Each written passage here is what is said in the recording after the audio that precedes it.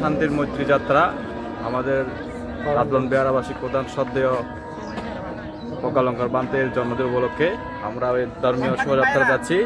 শ্রদ্ধেয় বনবান্তের প্রধান শিষ্য বদন্ত প্রজ্ঞালঙ্কার বান্তের মহেশতবীর বান্তের ৭৬তম জন্মবার্ষিকী উপলক্ষে আজকের এই অনুষ্ঠান।